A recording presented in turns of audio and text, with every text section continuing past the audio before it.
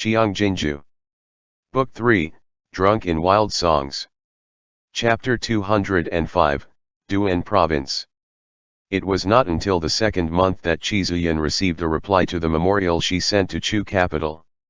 She read it over while she was at the residence in the Cangjun Commandery, then said to Qi Xiu, who was lying on the bed, "I said to fight the Qingsha tribe, but the Ministry of War dismissed the notion. The Empress Dowager told me to wait as she's concerned about the military expenses, but Zongbo is already at war now. I'll miss the golden opportunity if I wait any longer." Qi Xiu was getting much better these days. Although he stuttered a little while lying on the bed, and he had to clutch a handkerchief in his hands when he spoke. Hurry. Qi Zuyan distorted his meaning and set the letter down. "That's right. I'm in a hurry. How could I not? When it all comes down to it, the defeat of Li Bei's troops will not benefit Qidong in any way." Only then did Qi Xiun complete his earlier words, "What's the hurry?" While leaning back in her chair, Qi Zuyan heard her father's concubine in the courtyard wailing and making a commotion. She had ridden for half the night on her horse last night before arriving, and here she was now, sitting and relying on strong tea to keep her spirits up. Furthermore, she still had to ride back later. Vexed on hearing the cries, she said to Qi Xiu, "Can you tell her to shut up?" The concubine in the courtyard had given Qi Xiu a son before, and now she was the picture of a tear-stained beauty as she leaned against her maidservant and sobbed out loud in the direction of the room, "Old master. Can't you even let me see the old master? Commander-in-Chief, how very heartless of you." Qi Wei stood still under the eaves as he watched that particular concubine of his cry until her eyes were all red and swollen and she was almost sliding to the ground. He clicked his tongue lightly and shuffled his feet around to face the wall. Listening to her was giving him a headache. Qi Xiu could tell which concubine this was. Before he had a stroke, he was a tender one towards the fairer sex. He clenched the handkerchief tightly, his chest heaving violently as he shouted with all the might he could muster, I am telling you to shut up." He then paused to catch his breath for a moment and covered the corner of his mouth with the handkerchief as he addressed Qi Zuyan, "Li Bei, has no. That was so many years ago." Qi Zuyan took over the conversation for him. "You're already at such an age and you still want to sulk about his old lordship? The commanding generals of Li Bei's battle camps are quite an interesting batch. They are no longer the same as they were a decade or so ago." Then Xiao Jiming, and Xiao Qi. It was a strain on Qi Xiu to speak, and even he had to frown on hearing himself. He tried his best to speak more coherently. "Can they beat Amuer? By deploying troops now to clean up their mess, the Empress Dowager will view you with suspicion. Once the battle is over, watch how Chu capital takes you to task." Several decades back, Qi Xiu was the Prince Charming of many ladies in Great Zhou. He came from a distinguished background and he was handsome. Of the four great generals during the reign of Yanji, he was the earliest to make his name in Qidong. Even Fen Yishan was just a high-ranking military officer under his command. At first, he had hopes of being conferred the title of a prince, but who would have expected for Xiao Fangxiu to rise to prominence in Loxia Pass all of a sudden? The Li Bei armored cavalry elbowed out the Qidong garrison troops' military glory, trampling over Qi Xiu for life. There was no enmity between them, although they loved to pit against each other and had even fought before in Chu capital. Qi Xiu made little of Xiao Fangxiu's humble origins, and Xiao Fangxiu once called Qi Xiu names for being just a pretty face that was all looks and no substance. Fen Yishan was the oldest among them when he was still around, and it was all because he went to a lot of effort with Lu Pinjian following his lead that Qidong and Li Bei could stay brothers for so many years. Qi Xiu rose to the challenge to prove his worth, but never could he have expected himself to be without a son and heir of legitimate birth. At first, he had the idea of having Qi Zuyan marry Xiao Jiming, but he felt rather awkward deep down and eventually did not broach the topic. "Take me to what task?" Qi Zuyan removed her blade. "If Li Bei is gone, so is Zongbo, and if Zongbo is gone, Dan City will be a goner too." Who is the Empress Dowager going to take to task? Herself. For all their shortcomings, Xiao Jiming and Xiao Qiye are both his old lordship's sons. With that bit of capability Han Cheng has, does he have the ability to stop the Bianchi cavalry when the time is nigh? Everyone might just as well let the state perish. Qi Xiu was rendered so speechless by her that he wheezed for breath. Qi Zuyan poured a cup of tea while she was at it and continued, "You should rest for a while." No. Qi Xiu's obstinate nature took center stage as he childishly tossed the handkerchief at Qi Zuyan. "You foolish woman! Bargain with the Empress Dowager. At least have a noble title to your name before you go to war." Qi Zuyan fell silent for a moment. She knew Qi Xiu's heart was aching for her. She had served as the commander-in-chief of the military forces of Qidong's 5 commanderies for quite some years, but she still had no noble rank. If she were to get injured or disabled in the future, all Chu capital needed was a transfer order on paper, and they would be able to remove her. At the very least, you'd have a reputation in life, and, Qi Xiu's voice started trembling, status in death. Otherwise, 100 years on, Qi Zuyan would only be known as a daughter of the Qi clan. No matter how illustrious her military achievements had been, she could never leave her rightful name and title behind. Qi Zuyan held the teacup with her fingers and studied the patterns on it. A soldier only knows to die on the battlefield for his country. What need is there to concern himself with the return of his body home after? If I were to really die in battle, etch my name on a memorial tablet at home, it's all the same. She raised her head and smiled at Qi Xiu. Our Qidong is under the control of others, and we have to discuss every single matter with Chu capital. As long as the Empress Dowager is willing to give us military provisions, I can do away with the title. It is what it is. Whether it was because of his old age or not, no one knew, but Qi Xiu suddenly started shedding tears. He would not even let Qi Zuyan wipe it away for him as he hung his head down and choked with sobs. "If only you were a boy." Qi Zuyan folded the handkerchief and set it down beside the bed. When Qi Xiu got a little better hold of himself, she continued, "Brothers who have died before in battles are aplenty, but can each and every single one of them leave their name behind in history? General Fen was not conferred a title either, was he? I'm telling you this so that you know how things stand. We are really going to war this year. Before the turn of the year, I heard that Chen Zhen was in ill health. It's also because of his powerlessness that the Ministry of War did not agree to my deployment of troops this time. Once he retires, we will have no one else in Chu capital. I'm worried that it'll be even harder to ask for military salaries and provisions. We should save on the various expenses in the residences as much as we can. Stop getting swayed by all those pillow talks. Those concubines of yours have the manners they want and the shops they ask for. Even if I die, they and those sons of yours won't starve to death." Qi Xiu said, "Miffed, all the manners I gave you were used to make up for the shortfall in the expenses." Qi Zuyan thought for a moment before comforting him. "There's a small plot of land left though. My mother used to plant flowers and herbs there, and I couldn't bear to sell it off. I can still make a living with it in the future." The concubine outside went silent. It was an overcast afternoon, with thick clouds covering the sky, and it was even dimmer inside the room with the drapes let down. Qi Xiu looked at his daughter from the couch, her skinny shoulders set against the weak light from the window, and his late wife's hairpin in her hair. Qi Zuyan resembled her mother, and she looked charming when she smiled, especially when her imposing aura did not dominate her facial features. The commander-in-chief was not as full of heroic spirit as the rumors made her out to be. Qi Zuyan waited until Qi Xiu fell asleep before she left. She changed her shoes under the eaves, then stepped into the snow with her deerskin boots to ask Qi Wei, "Where is she?" "Madam invited her away."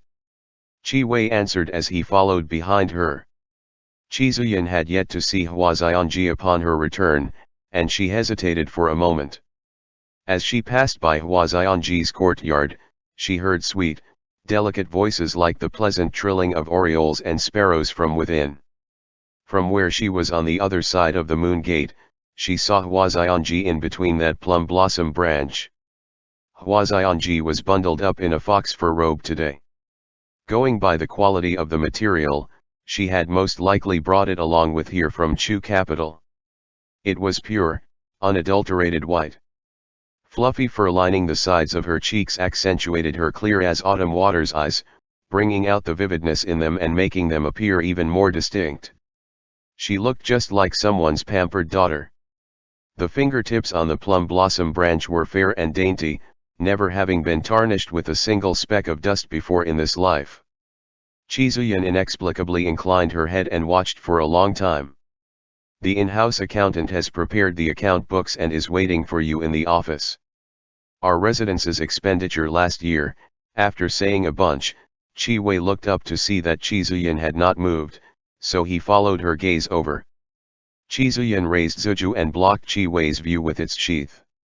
On the other end, Huazionji picked up the plum blossom branch with her fingers. A petal-like flower Huadian decorated her brows.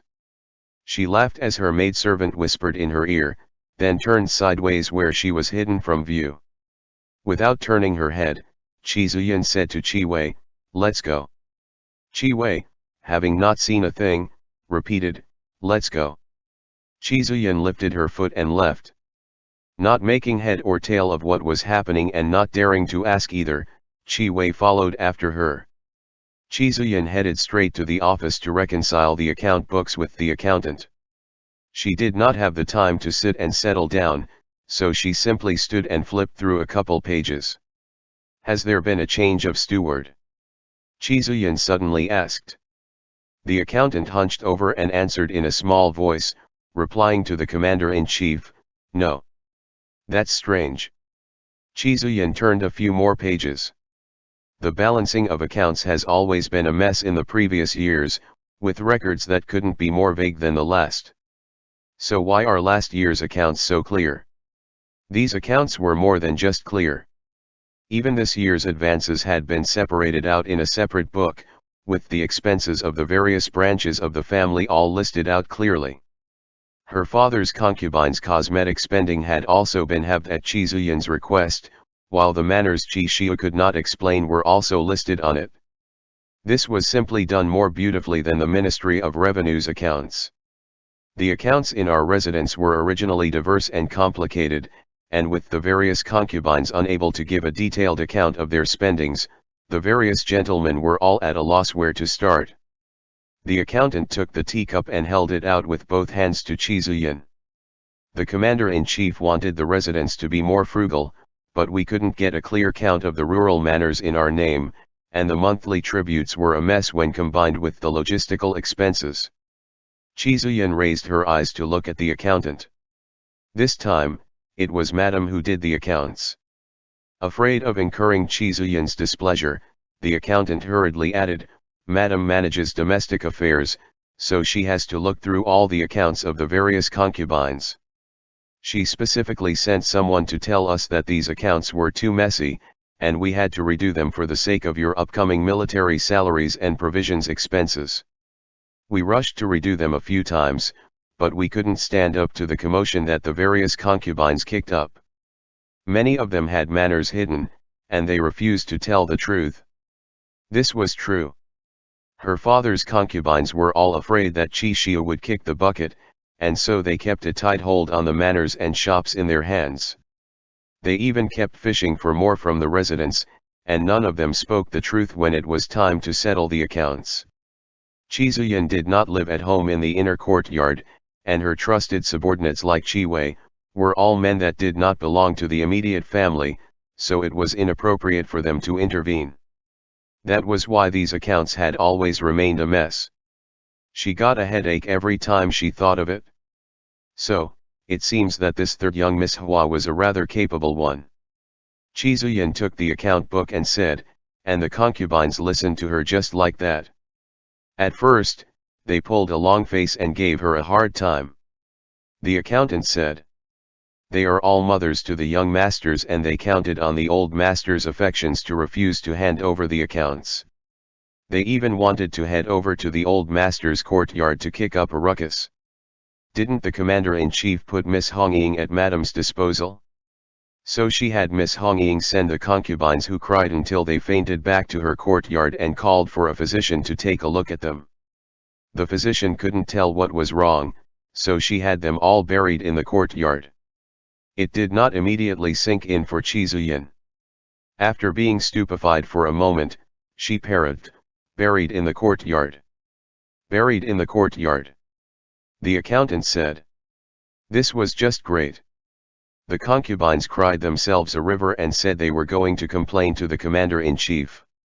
Huh, Qi Zuyin said, "Complain to me." So, she gave them horses and opened up the gates to let them go.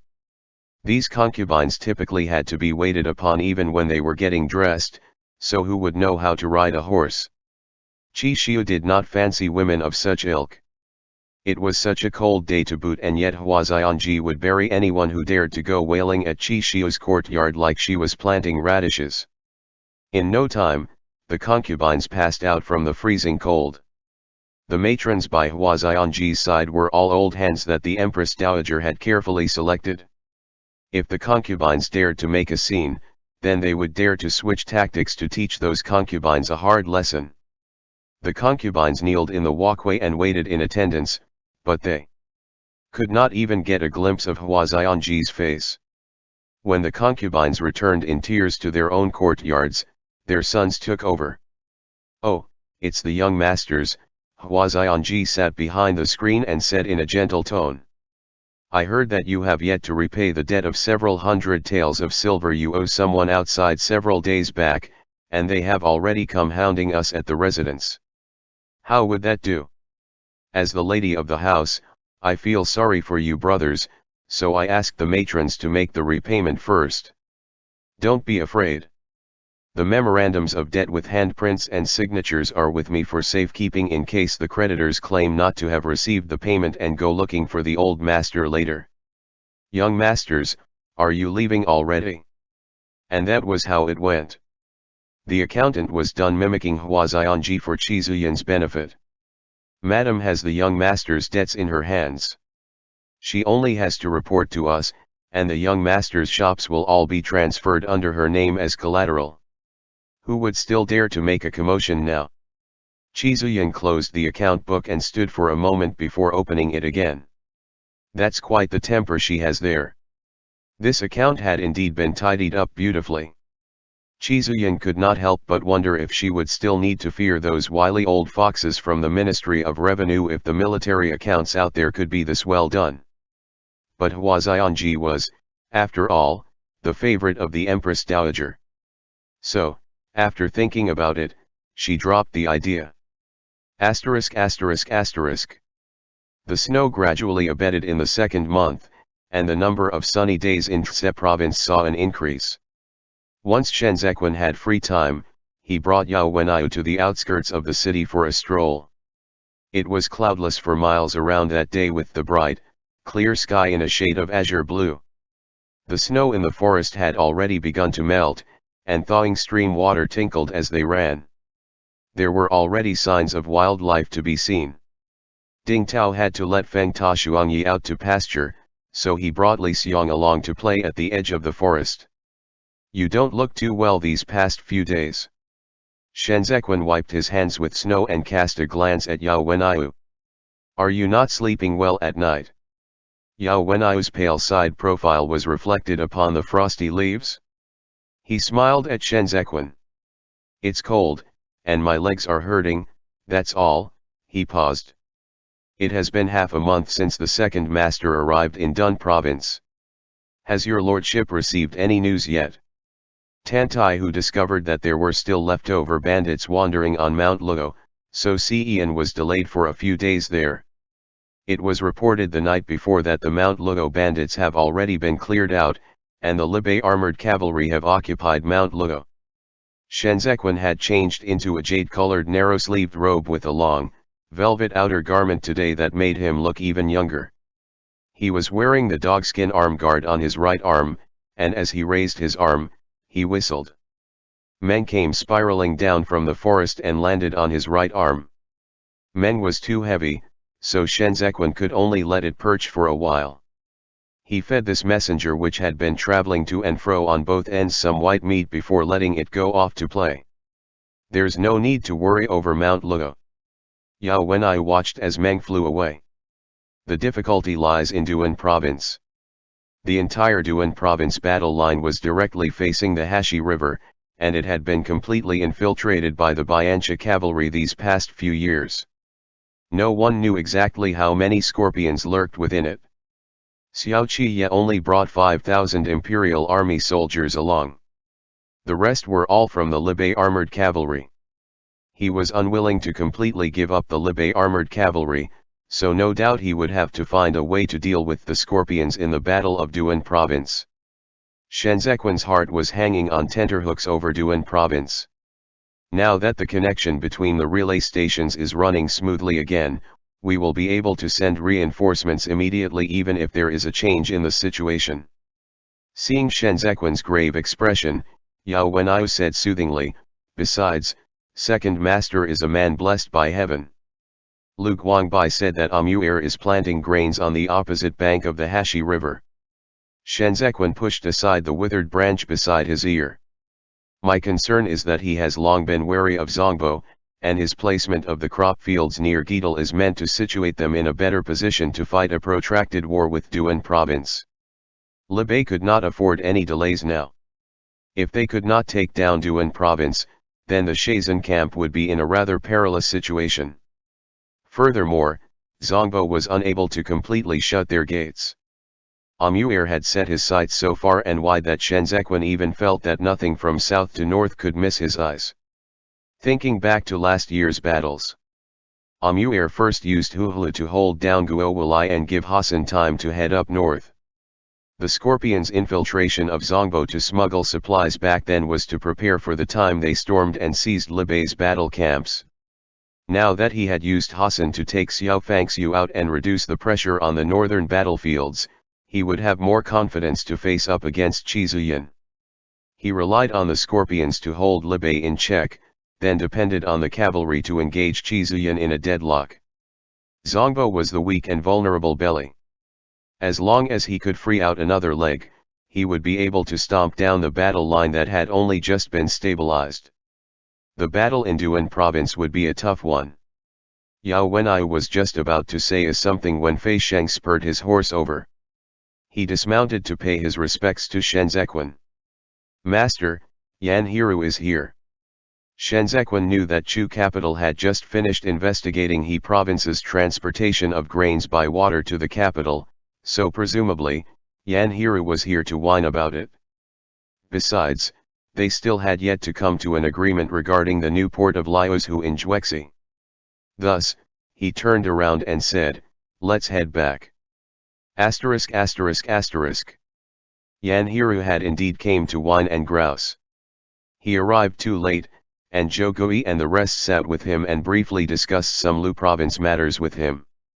He only got down to business when Shenzhequan returned and told him all about the issue with the shipments of grains by water in He province. The official from the Ministry of Revenue who was initially in charge of the transportation of grain shipments in He province is called Liang Qiushan. He also led the collection of taxes on salt in Juexi. Last year, he put the 13 cities in order with Zhangqing Shan. The reason our business has been difficult is all thanks to these two people. Yan Hiru disliked how hard the chair was and shifted in his seat before he said, all bright and chipper, oh man, your lordship, I'm telling you, I really got worried there. This person is not an easy one to deal with, and he isn't one to accept bribes either. But guess what happened? Before I could think of a plan, he was transferred away. They said it was to investigate the crop fields of Dan City with the Court of Judicial Review. The Imperial Court has really done me a great favor. Shenzhequan found this name to be a familiar one. He repeated, Liang Qiushan. Liang Qiushan, courtesy name Chongshen. Yan Hiru sprawled face down on the table and winked at Shenzhequan. Do you know him? You should have said so sooner. Then I don't have to worry about him anymore. Naturally, Shenzhequan knew him. After all, Shenzhequan was the one who had Xiao Qiye recommend Liang Qiushan for office. He promptly asked, they had him transferred to Dan City to investigate the fields. That's right. Pan Lin is currently fighting it out with Xue Xiaozuo. Xue Xiaozuo is truly something else to be stirring up the hornet's nest. Yan Hero said enigmatically. Your lordship, guess how many fields have the 8 cities seized over the years? If Xue Xiaozuo were to really get to the bottom of the accounts, even the Empress Dowager would be taken to task for it, let alone the Pan clan. At present, the noble clans all want him dead. The noble clan's appropriation of the commoners' fields had led to an increase in the numbers of displaced refugees. Those who had flocked to Zongbo last year were all commoners who had been forced to leave. Qi Huilian relied on the implementation of the census registers to curb the problem, but it proved to be ineffective in the 8 cities, and now, Xue Xiaozuo was using Yao Wenai's matter as an opportunity to deal the first blow to the Pan clan of Dan City. Even Yao Wenai had to concede that Xue Xiaozuo had guts. Liang Qiushan was promoted by Pan Linear. Shenzhequan understood it in a flash. The noble clans want to rely on Liang Qiushan's use of his Ministry of Revenue authority to obstruct Xue Xiaozuo from investigating the lands and drag things out until the beginning of spring. What a fine show of battle between those in power. Let them kill their fill in the bloodbath. Yan Hero clapped his hands lightly and said to Shenzhequan with a smile. Best if they fight until Zongbo is stable, and your lordship will be able to free a hand to teach them a lesson. Then I fear you'd be disappointed. With his folding fan, Shenzhequan pushed away Yan Hero's fingers that had made their way before him. This Liang Qiushan. A commotion suddenly broke out under the eaves. Shenzhequan stopped talking, and the gentlemen in the room all looked over. Zhou Gui rose slightly and inquired, what's all the commotion about? A discussion is currently underway in the hall. Fei Sheng lifted the hanging screen with a hand. His gaze moved past the others to land on Shenzhequan, his face pale as he called out, Master. Wind escaped from the dark vault of heaven, blowing over the corner of the hanging screen with such force that the various gentlemen all raised their sleeves to shield their faces. Shenzhequan stood up. The expression in Fei Sheng's eyes gave him a sense of foreboding. He even took a few steps forward as he stared at Fei Sheng under the flickering candlelight. Incoming message of utmost urgency, Fei Sheng said in a solemn voice, Second Master. End chapter. Qiang Jin Jiu. Book 3, Drunk in Wild Songs. Chapter 206, River of Ice. Xiao Qiye's communications with Duan province were completely cut off 3 days after he left Zongbo. They vanished in the snow after Aqi's return in resounding victory. Tantai whose scouts could no longer find any traces of him. This squad of vanguards seemed to have disappeared into thin air. The Biancha cavalry had set up a perimeter to the west of the Hashi River, and this squad of vanguards had walked into the encirclement trap, where they were hemmed in by Aqi at the Hashi River. Tantai who had no way of searching the battlefields, but even as he waited anxiously, he had to deliver the news truthfully to Daying and Tse province. If something untoward had happened to Xiao Qiye, then Wu Zia would have to immediately notify Guo Walai of the Shazan camp. They had to head down south to block off access from the opening that was Mount Luo. Otherwise, the consequences would be unimaginable. Shenzhequan did not take the horse carriage but rode on Feng Ta Shuangyi instead. When he arrived at Mount Luo, it was already late at night.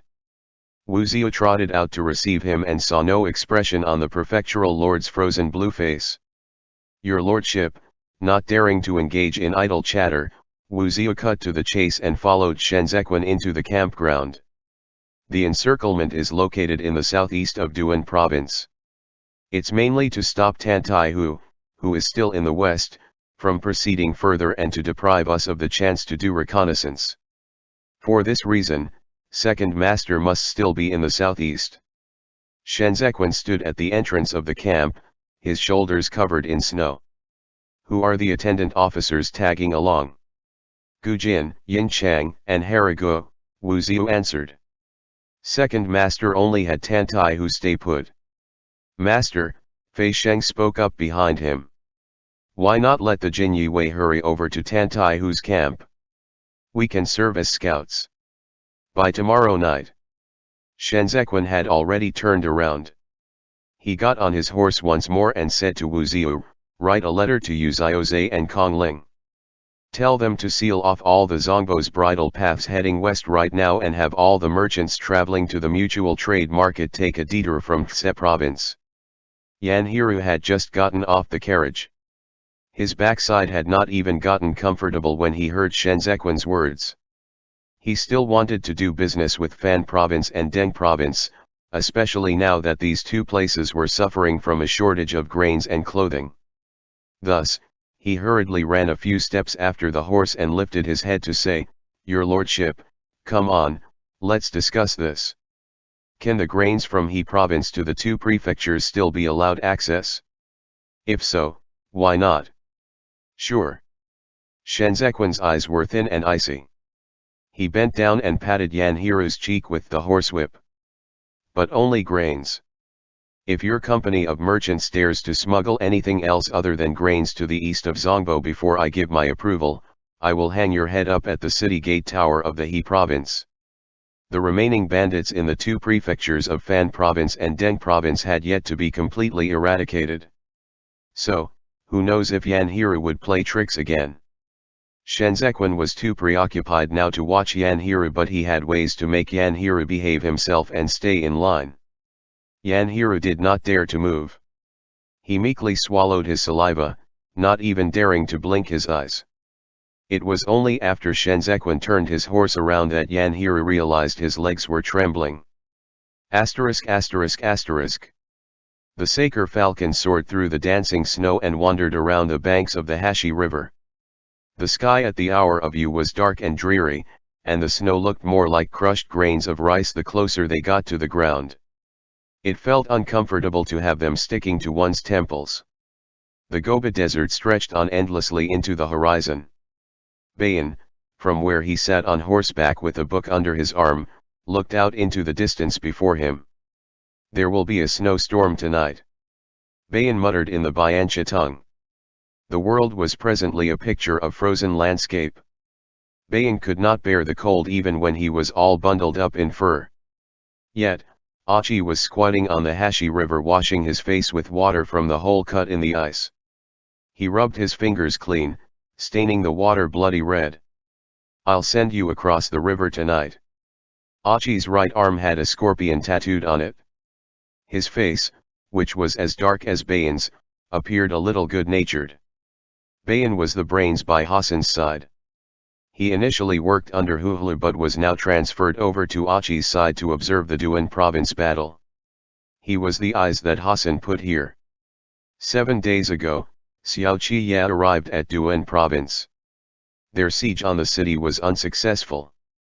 The Biancha cavalry had already learned to use the weapons from within the city of Duan province itself. With the advantage they had from their occupation of the city, they left Xiao Qiya out in the cold outside the city gates to wear him down. 3 days ago, Xiao Qiya launched a surprise attack, and Achi left the city to give chase. He chased them down near the Hashi River, where he annihilated the left flank squad of the Libe armored cavalry. Bayan turned his head back and said to Achi, perhaps I should stay for a few more days. Hassan needs you. Achi stood up and lifted the Libe head in his arms as he said to the scorpions on the bank of the river, the Libe armored cavalry is already at the end of their tether. This pack of wolves is helpless against us. Last night is the proof. They can't withstand a single blow just like they couldn't before the new year. Achi threw away the head in his hand. The armored cavalry is no longer our medal of honor, they are not worthy. The scorpions, who were mingling among the cavalry, followed Achi's lead and booed as they threw away the heads at the side of their horses. They were collecting the helmets of the Libe armored cavalry, using them as nighttime chamber pots in the wilderness. Achi turned to Bayan. We are the elites of the scorpions. It's not a good idea for the hero to put us in Zongbo. If I kill Xiao Qi, you have to tell Hassan to transfer me back to the northern battlefields. That is where I should be. This unit was the elite's Amuer left in Duan province. Achi was the leader of the Black Scorpions, having taken Harago's place. After Jaida's death, he became the undisputed despot of Duan province. He wanted to obtain lands, and so he had to think of ways to render meritorious military service. For this reason, he was already displeased with Amuer's arrangement to leave him in Duan province. You are all the natural enemy of the wolf pack. Bayan placated Achi. The hero naturally has his own considerations for his arrangements. His arrangement is to make me clear out the position for Hassan. The expression in Achi's eyes was gloomy. Hassan stole the credit from the Scorpions. Bayan did not have the numbers and strength to back him up, so he could not start a dispute with Achi here.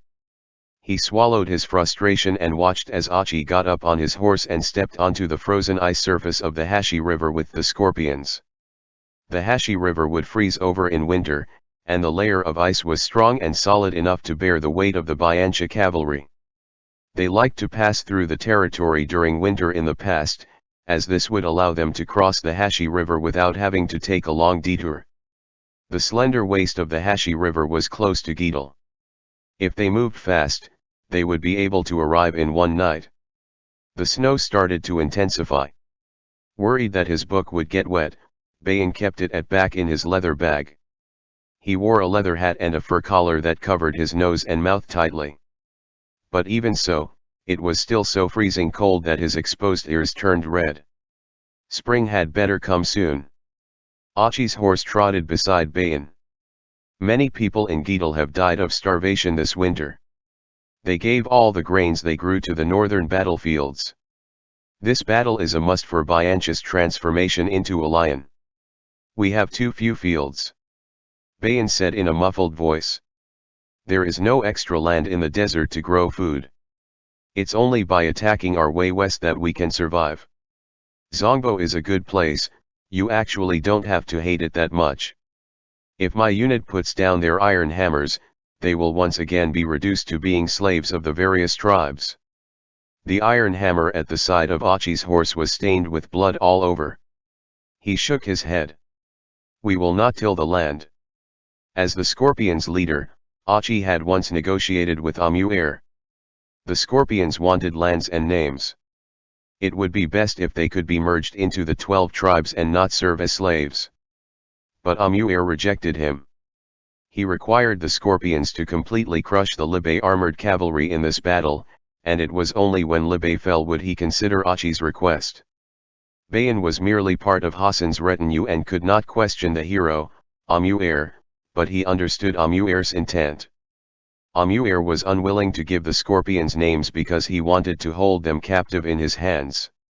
Only then would these homeless bastards truly put in their best efforts. The troops walked on the ice for 4 hours, and the snowstorm obscured the directions in the night. Achi came next to the route markers that the Bianchi cavalry left behind and did not immediately stop. He wanted to escort Bayan to the opposite bank as soon as possible, then head back to annihilate the remaining Libe armored cavalry and clean up the Duan province battlefield. Xiao Qi was a nobody, but he was a wolf pup through and through.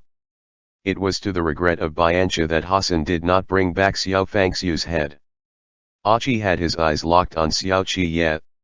He wanted to use Xiao Qi's head to negotiate with Amuer again. They attacked Libe relentlessly and without reservations, for they were already fed up with the stalemate in the northern battlefields. Bayan lifted his fur collar and drank a couple mouthfuls of water. The wind and snow blew so hard that he could not open his eyes. As he attempted to cover himself, he shouted at Achi. Let's stop for now and rest here. The snow is too heavy. The Saker falcon was unable to continue flying and had already landed on its master's shoulder. The wind blew the snow on the ice into slopes, which gave off creaking sounds with every step taken. Achi dismounted to scout the path ahead. He swept off ice that had formed on the route markers, only to discover footprints before him. Given how intense the snow was, there could only be two reasons why there could still be tracks left behind. The first was that they were too heavy and had compacted the ice underneath, the second was that the other party had left not too long ago and was very likely standing right next to them across the curtain of snow. The wolf is here, Achi estimated the depth of the footprint with his fingers. Then, he lifted his head to shout, "The armored cavalry has been here." Bayan waded through the thick snow, huffing and puffing as he kneeled and lay in front of the footprints. But they were heading west. That's the way back to Zongbo. These footprints were all facing the direction that they had come from. 3 days ago, you took out the left flank of the Libai armored cavalry. Bayan looked towards Achi. But their vanguards aren't dead yet. It is very likely that Xiao Qiye led them to escape their way onto the frozen Hashi River. They're looking for the way back.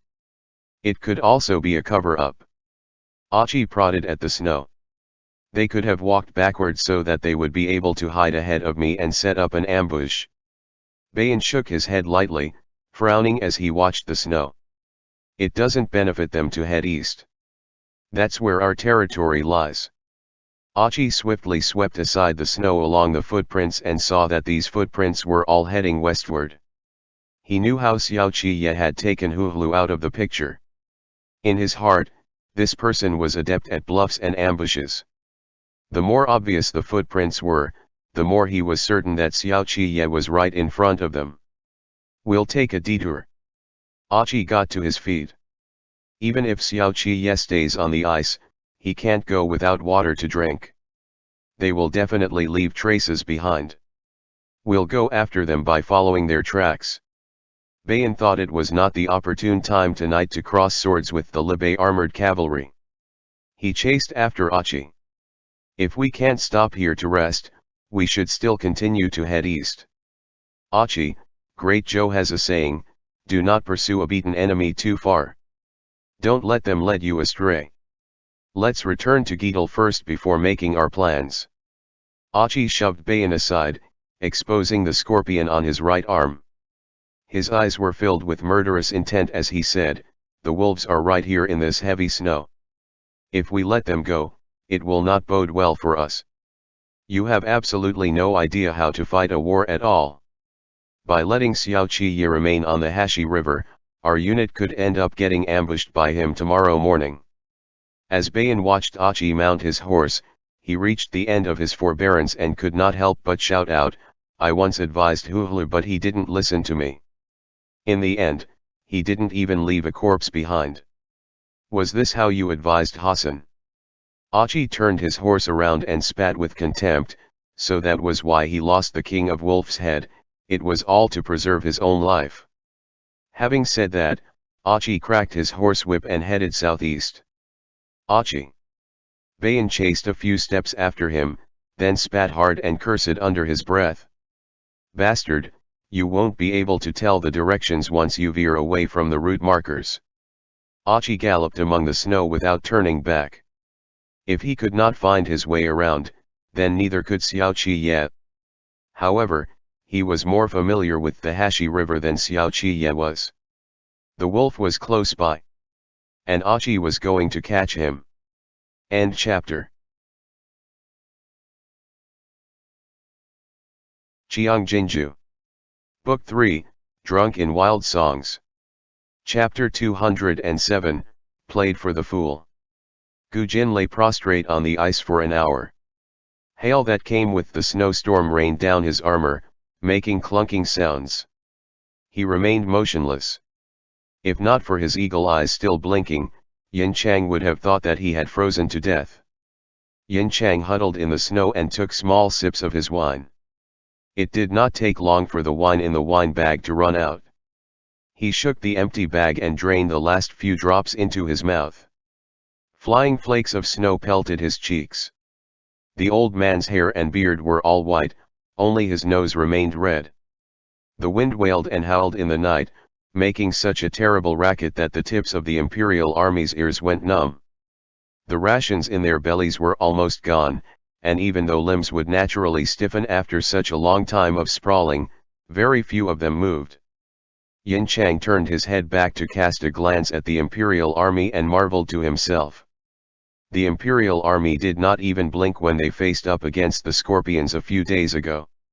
Without Xiao Qiye's order, they would never act arbitrarily on their own.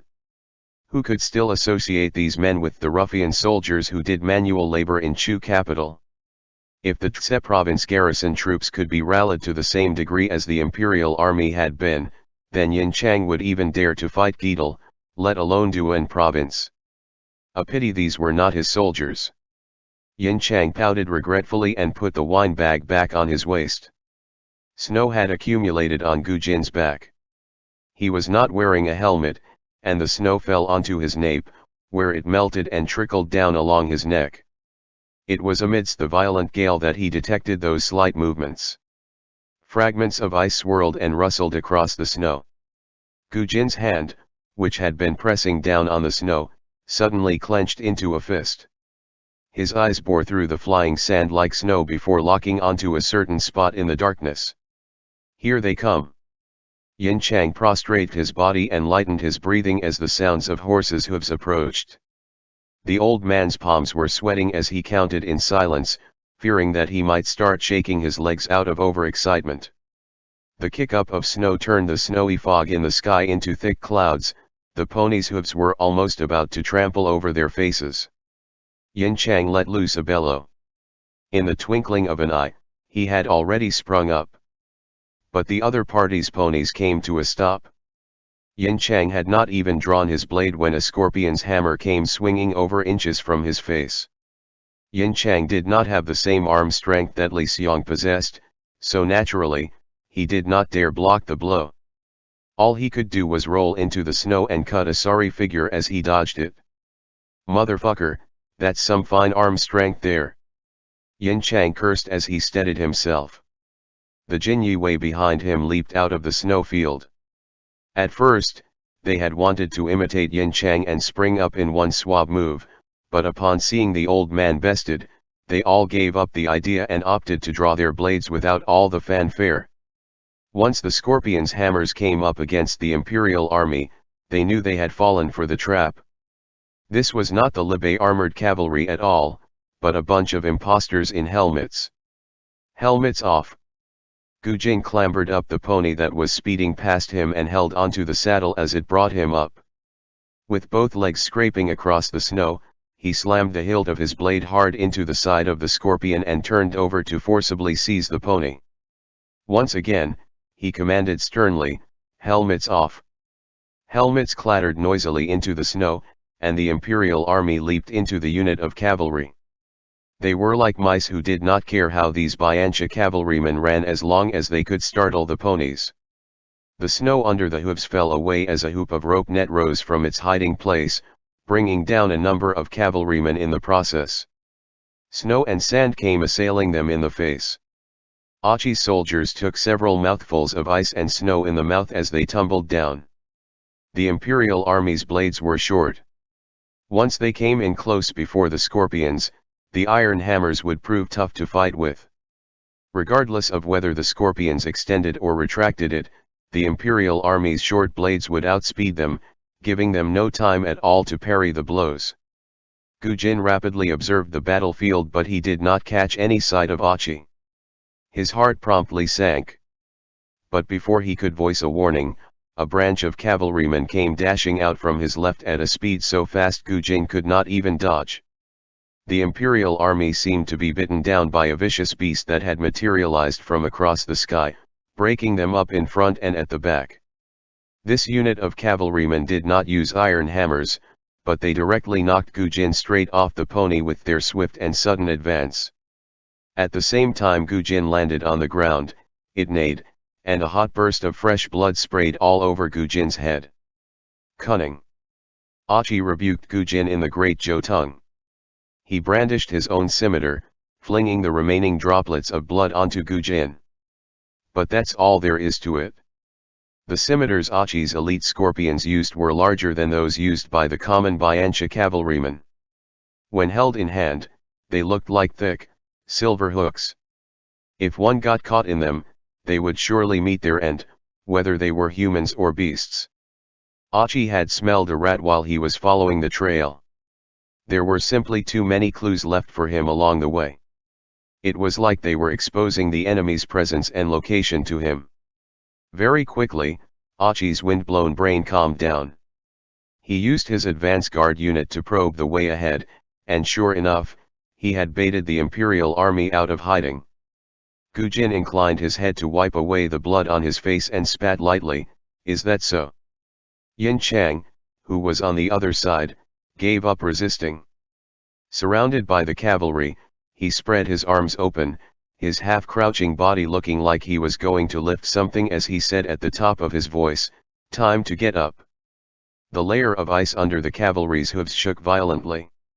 They thought the Imperial army had smashed open a hole here and instantly reined their horses in and retreated in fright. However, as soon as they retreated, they saw Yin Chang lower himself in a roll along with the Imperial army. They sprang their way out between the hooves, then dragged up their blades and took to their heels. "We been had." Achi's fury blazed, and he cussed in mixture of Great Zhou and Biancha expletives. But he did not immediately give chase. He was still keeping his wits about him at this point, thinking that there must be a trap somewhere. It was only when Yin Chang and the Imperial army fled further and further away that it finally hit Achi. "They're really fucking fleeing for real. Split up and give chase." Achi cracked his horsewhip. "Hack off their heads." The cavalry was split into two flanks, with Achi in the center, presenting a claw shape that overlooked the squad, one that seemed to clutch the Imperial army within. The two flanks advanced first and went around the left and right to come before the Imperial army. As long as they could join up with the other, they would be able to form an encirclement ring. When the time comes, Achi would lead the center unit to barge their way into the Imperial army from behind, and then it would be a slaughterhouse with the scimitars set loose within. 7 years ago, Amuer used this type of battle formation to ram the Duan province garrison troops into the Hashi sinkhole. Achi, thus inspired, was extremely fond of this formation. It was also with this formation that he shredded the left flank of the Libe armored cavalry into pieces near Duan province a few days ago. Both flanks, moving hard and fast, had already overtaken the Imperial army to circle to the front. They turned their horses, and their units looped around like a long snake to the center, intending to block the Imperial army's way out and to hem them in. But a familiar figure was standing in the center. The battle steeds did not neigh in the darkness of the night, although cloudy puffs of hot air spouted from their iron muzzles, and their armors looked particularly ferocious in the pitch-black surroundings. The armored cavalry towering motionlessly on horsebacks loomed large amid the raging snow and wind, cutting off the sounds of slaughter with their silence. The vanguards on both flanks, having crossed swords with the armored cavalry before, were not afraid, so no one shouted the command to stop.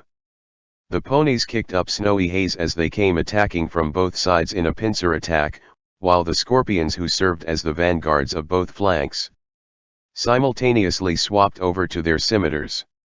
They wanted to throw the armored cavalry off their horses with one swing of their hammer at the very moment of impact, relying on their horses' hooves and arm strength to smash the armored cavalry's helmets in like they had done so countless times before. Xiao Qi sat on the back of Lang Tao Shuijin, which was presently digging into the ground with its hooves. Xiao Qi was clad in heavy armor, and with steel obscuring his face, no one knew the expression he was presently wearing. He was like a stabilizing force amid the chorus of shouts all over, steadying the morale of the soldiers before and behind him. Gu Jin exhaled deeply the very instant he saw Xiao Qi. He braked to a stop almost at the same time that Yin Chang did, then turned around together with the latter amid the waves of snow to assume a fighting stance while facing Achi's pursuing soldiers. The wind stirred up by the Biancha cavalry swept through the whole field. Their scimitars and hammers had been driving away the men of Great Zhou. From Libe to Zongbo, no one could survive the assault of their hooves. Xiao Qi expelled a breath of hot air between his thin lips. The scorpions on both flanks swung up their hammers. At the moment of collision, the smell of gunpowder assailed their noses. Flashes exploded in the snowstorm, and the scorpions, who were caught totally off guard, were blown off their horses by the firearms, while their horses collided into one another in panic upon hearing the thunderous blast. The muzzles of the guns started smoking. Xiao Qiye had only brought along 30 firearms. They were of little use when facing the main forces of Bianxia head-on, but it was the key to blowing away the heads of the two cavalry flanks at this moment.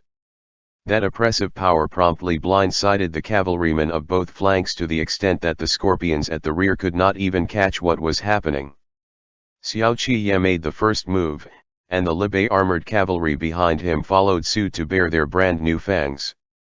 These heavy armors were like vicious wolves that had been let out of their cages, so ravenous their eyes glowed with insatiable hunger. As they split into their respective columns, they leveled out their long blades in unison. Although Achi's center unit was obstructed by the Imperial Army, he had already seen the Imperial Army's blades. It was already too late for the two flanks of the scorpions to pick up their hammers again. The battle steeds raised their hooves and trampled over the tumbling bodies, splashing sprays of erupting blood onto their armors. The scorpions at the back of these two flanks surged forth to outflank them. Xiao Qiye followed up by shrinking the Libe armored cavalry into a war chariot battle formation that swiftly and aggressively went ramming into them. Their structure of strung-up blades on all four sides prevented the hammers from inching any closer. As the armored cavalry started lunging, they resembled a battering ram charging into the battlefield. Xiao Qiye was at the pointed end of this formation. They were an unstoppable force when they came together as a cohesive whole. Reining in the battle steed beneath him, Achi snarled furiously from a distance away, "Swing your hammers." As long as they had hammers, the Libe armored cavalry would be tofu all the same. The hammer of a scorpion swung from the side towards the head of the armored cavalry at the fringe of the formation. It was too late to avoid the attack, but a resonating and heavy thud rang out as Harigu used an iron hammer to deflect the hammer from atop the Libe armored cavalry horse he was on. Traitorous betrayer! Achi gnashed his teeth in rage. Harigu, you've become a slave to Libe. With swift, dexterous moves, Harigu heaved up the hammer to knock over the other party and landed on the ground at the same time the other man did. While the other person was still cussing, Harigu lifted his hammer and slammed it down with precision onto the man's skull without so much as a second glance. Achi's center unit was caught in a dilemma moving forward. The left and right flanks he had sent ahead had respectively gotten their heads hacked off and were now nothing more than headless chickens. And with military commands hindered and obstructed by the Imperial Army, he could no longer freely mobilize the two flanks into returning. Bayan had only just rushed into the vicinity. He was aware of Achi's importance to Duan province. The remaining scorpions in Zongbo all heeded Achi's deployment orders, and for this reason, he could not abandon Achi to escape on his own. Bayan panted in the snow as he scanned the battlefield and chased after Achi on horseback. "Achi! Turn the horses around and head back. The Libe armored cavalry won't be able to catch up to us." As long as they followed the route markers and retreated west, then by daybreak at the latest, they would be able to make it back to the southeast of Duan province, where they had stationed a large number of troops. By then, the only path that awaited Xiao Qiye would still be death. Achi tugged at the reins of his horse hard and cracked his whip loud and clear. He did not refute Bayan and led the remaining scorpions out of the entanglement with the Imperial Army. He was clear about his priorities. If he lost to Xiao Qiye here, then Amuer would mete out the harshest punishment on him and skin him for the rash deployment of troops. His defeat was a small matter, but if this carelessness escalated into the loss of Duan province, then even if he could live to escape back to Getal, Amuer would not spare his life. This battle did not count. Achi whipped his horse hard to spur it on. This was merely just him being made a fool of. End chapter.